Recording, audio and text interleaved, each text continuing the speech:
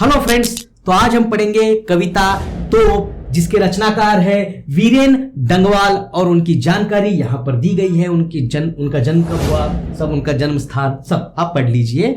और यहाँ पर इस पूरे कविता का सार भी प्रस्तुत किया गया है, आप देख सकते हैं। तो हम देखते हैं सीधे कविता को। कविता का शीर्षक है तोप। तोप अर्थात क्या होता है? कैनॉन, अंग्रेजी में कहते हैं कैनॉन। ये तोप जो गोला डालकर उड़ा देते हैं ना, सामने वाले बिल्डिंग को, महल को उड़ा देते हैं, तो वो है तोप।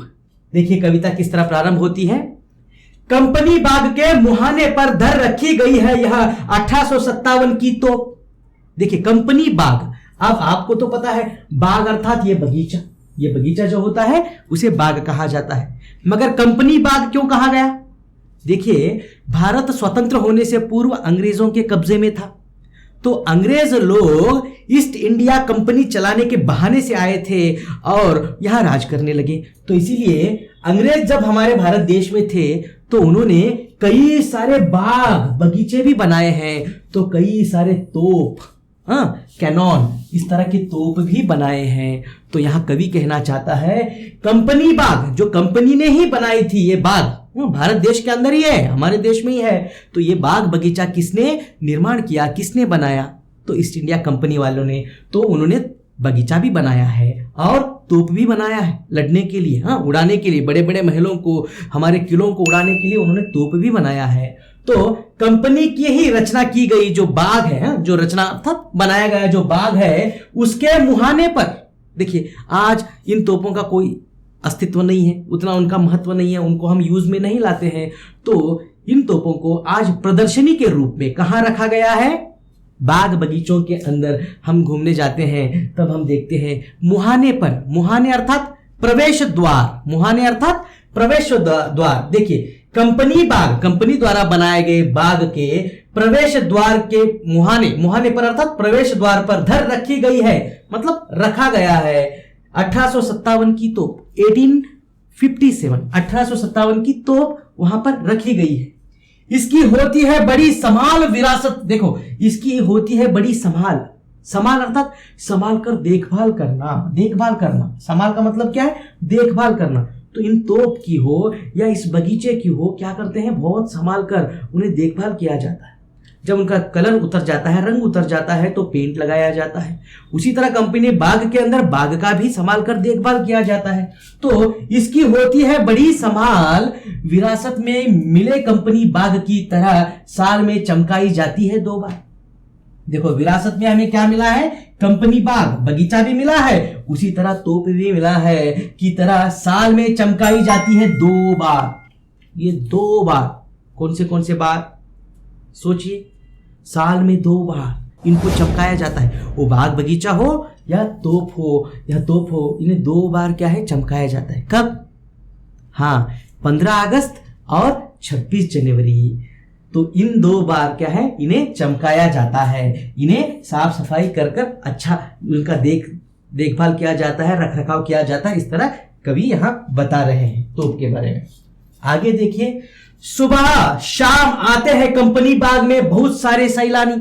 सुबह शाम इस कंपनी बाग में, इस बगीचे में घूमने, सैलानी अर्थात दर्शनीय स्थलों पर आने वाले यात्री लोग, घूमने आने वाले लोग, टूरिस्ट कह सकते हैं। सुबह शाम आते हैं कंपनी बाग में बहुत से सैलानी। उस बाग में, उस बगीचे में घूमने बहुत सारे यात्री लोग आते हैं। उन्हें बताती है यह तोप की मैं बड़ी जबर। यहां बताती है तोप, मुंह से कुछ बोलती नहीं है, मगर उसे देखकर कवि विचार कर वो कल्पना कर कहते हैं कि वह तो बताती है इस तरह कि मैं बड़ी जबर। जबर अर्थात क्या है? ताकतवर। मैं बड़ी जबर, ताकतवर, उड़ा दिए थे मैंने अच्छे अच्छे सूरमाओं के धज्जे। तो वो तो बताती है कि मैंने उड़ा दिए थे अच्छे अच्छे सूरमाओं के धज्जे। सूरमा अर्थात होता है वीर, तो वीरों के मैंने क्या उड़ा दिए? धज्जे उड़ा दिए। धज्जे अर्थात चिथड़े, चिथड़े उड़ा दिए, उनके टुकड़े टुकड़े कर दिए, बड़े बड़े महलों को गिरा दिया, बड़े बड़े वीरों को, सूरमाओं को मैंने हरा दिया। इस तरह वो तोप बताती है अपने जमाने में। कब? जब उसका जमाना चल रहा था, जब उस तोप की बहुत वैल्यू थी, तब वहां बहुत ही काम में लिए जाती थी, तब वहां अपने जमाने में इस तरह बड़े बड़े सूरमाओं के धज्जे उड़ा दिए थे। उसका बहुत ही ताकत, जोर प्रभाव था, इस तरह वहां बताती है तोप, कहकर कवि कह रहे हैं।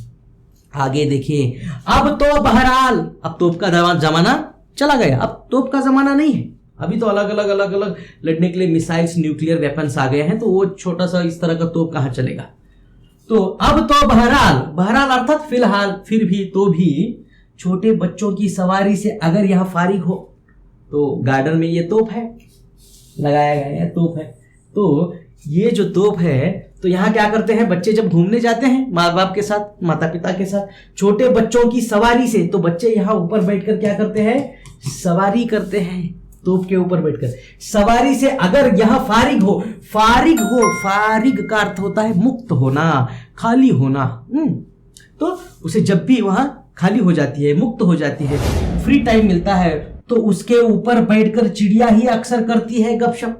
तो उन तोप के ऊपर बैठकर चिड़िया, छोटे छोटे से चिड़िया है, वो भी बैठकर क्या है, उस तोप के ऊपर गपशप करते हैं। कभी लिख रहे हैं गपशप करना, चिड़िया आपस में चू चू चू चू कहकर बातें करते हैं। कभी कभी शैतानी में वे इसके भीतर भी घुस जाती है, कभी कभी शैतानी में ये जो चिड़िया होती हैं, खासकर गौरैया बोलकर एक चिड़िया आती है, गौरैया, तो यह क्या करती है, इसके भीतर घुस जाती है, अंदर भीतर भी घुस जाती है, खासकर गौरैया नामक जो पक्षी है वह उसके अंदर भी घुस जाती है, और अंदर कुछ भी खा के बैठकर वहां कुछ भी मलमूत्र भी करती है।